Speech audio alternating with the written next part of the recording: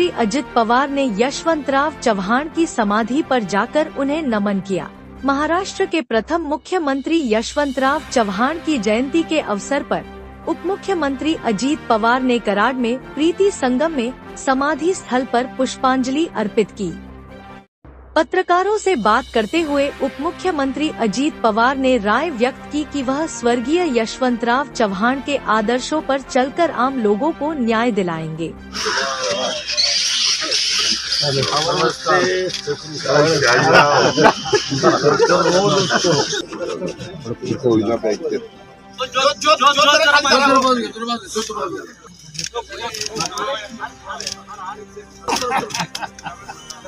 साहेबांनी जो विचार महाराष्ट्राला दिला, शाहू फुले आंबेडकरांच्या महाराष्ट्राला दिला, त्या विचाराची आज देखील प्रकर्षाने आपल्याला सगळ्यांना आठवण येत असते।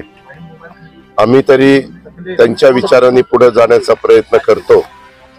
आज देखील मी राज्य सरकारच्या वतीनं, व्यक्तिशः माझ्या वतीनं, तसेच आमचे सहकारी मंत्री मकरंदाबा पाटील, अतुल बाबा भोसले, त्याच्यामध्ये सचिन पाटील फलटणचे आमदार आणि इकडं अमोल मिटकरी, असे आम्ही सगळेजण आज इथं दर्शन घेण्याच्या करता आलोय। मी तरी काम करत असताना सतत मी माझ्या डोळ्यासमोर सुसंस्कृत महाराष्ट्र कसा असला पाहिजे ह्याबद्दलची शिकवण जी चव्हाण साहेबांनी दिली, त्या शिकवणीचं स्मरण सगळ्यांनी करून, अलीकडे बघा काही काही जण स्टेटमेंट करत असताना दोन्ही बाजूची लोक, मी काही एक बाजूला बोलत नाही, विरोधी पक्षाची असू द्यात किंवा सत्ताधारी पक्षाची काही जण असू द्यात, कधी कधी अशा प्रकारचं वक्तव्य करतात की जे आपल्या महाराष्ट्राला सहन होणार नाही, आपल्या महाराष्ट्राला परवडणार नाही।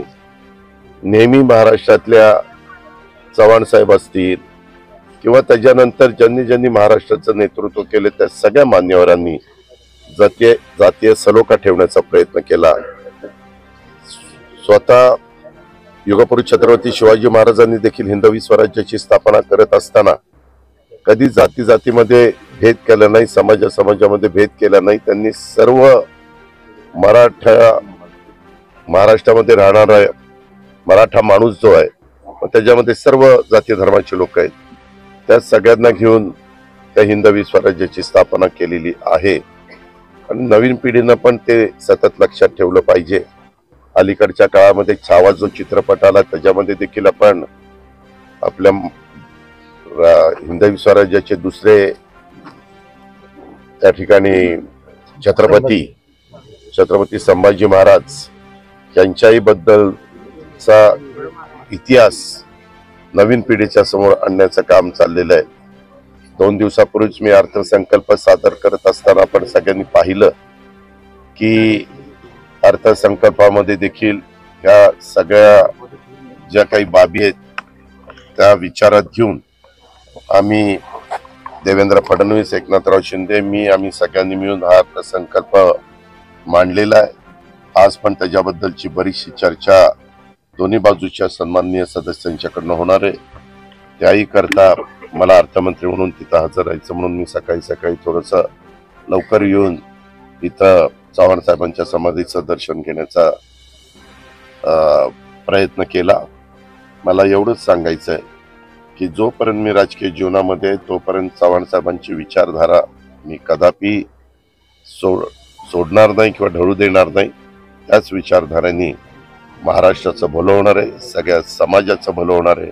चांद्यापासून बांद्यापर्यंत महाराष्ट्राच्या सर्व घटकाला त्याच्यातनं न्याय देण्याचं काम होणार आहे, एवढंच मला या निमित्तानं महायुतीचेच मंत्री नितेश राणे यांनी काल मी त्याबद्दल आत्ताच बोलत असताना काय सांगितलं की मी दोन्ही बाजूच्या सन्माननीय सदस्यांनी कुठल्याही वक्तव्यामुळे कायदा सुव्यवस्था अडचणीत येणार नाही ह्याबद्दलची काळजी घेतली पाहिजे आणि जे आपले म्हणजे ज्यांना देशाच्या बद्दल एक प्रेम आहे असा मुस्लिम समाज मोठ्या प्रमाणात आपल्या भारतात आहे, आपल्या महाराष्ट्रात आहे आणि त्याच्यामुळं इतिहास आपण जर वाचला, इतिहासात अनेक मोठ्या मोठ्या लोकांनी जी काही पुस्तकं लिहिली आहे इतिहासाचं संशोधन केलेलं आहे, इतिहासाची माहिती मिळवलेली आहे, खोलवर जाऊन मिळवलेली आहे. त्या सगळ्यात आहे ना, छत्रपती शिवाजी महाराजांनी त्यांच्या बरोबर जे काही लोक होते त्याच्यामध्ये मुस्लिम लोक देखील होते. दारुगोळा कोण सांभाळत होतं त्यांचा, कितीतरी उदाहरणं आपल्याला देता येतील. आणि त्याच्यामुळं त्यांनी का असं वक्तव्य केलं, त्यांच्या वक्तव्यामागचा काय हेतू होता ते मला माहिती नाही. परंतु आपल्या देशाबद्दल अभिमान वाटणारा जो जो मुस्लिम घटक आहे तो सगळा तो देशप्रेमीच आहे ना, भारतप्रेमीच आहे, देशप्रेमीच आहे. एवढंच मला त्याबद्दल सांगायचं. हा, पुनर्वसनाच्या संदर्भामध्ये मला स्वतः मदत पुनर्वसन खात्याचे मंत्री आमचे मकरंदाबा पाटील आहेत. त्यामध्ये काही प्रश्न असतील का, प्रश्न सोडवणं हे आमचं काम आहे. प्रश्न सोडवले गेले नसतील तर त्याबद्दल मागणी करणं, त्याबद्दल निवेदन देणं हे त्या क्षेत्रामध्ये काम करणाऱ्यांचं काम आहे. माझं एवढंच म्हणणं आहे की त्याच्या संदर्भात मी आता अधिवेशन सगळं संपल्यावर वेळ पडली तर सातारमध्ये येऊन किंवा मुंबईमध्ये ह्या संदर्भातली बैठक किंवा पुण्यामध्ये पण विभागीय कार्यालयामध्ये त्याच्यामध्ये काहींना VC वर घेईन, व्हिडिओ कॉन्फरन्सिंगवर. त्याच्यात मंत्री महोदयांना पण हजर ठेवील.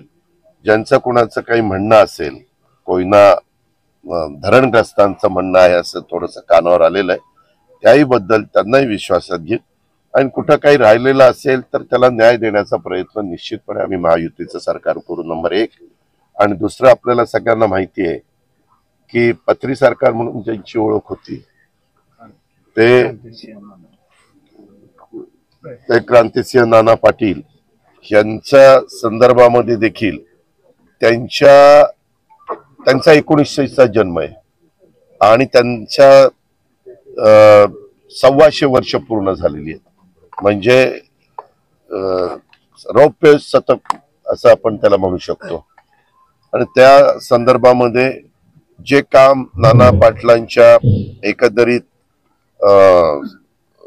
त्यांच्या स्मारकाच्या बाबतीमध्ये व्हायला पाहिजे होतं ते तशा पद्धतीने झालं नाही. त्यामध्ये पण मी लक्ष घातलेलं आहे. निश्चितपणे क्रांतिसिंह नाना पाटलांच्या बद्दल एक अभिमान असणारा मोठा समाज आपल्यामध्ये आहे. ठेवून एकंदरीत काही प्रश्न काल आणि आज विरोधी पक्षाचे आणि सत्ताधारी पक्षाचे सन्माननीय सदस्य उपस्थित करण्याचा त्यांना अधिकार आहे आणि त्याला उत्तर देण्याचा अधिकार माझा आहे. त्या उत्तरामध्ये मी ह्या बऱ्याचशा गोष्टीला स्पर्श करण्याचा प्रयत्न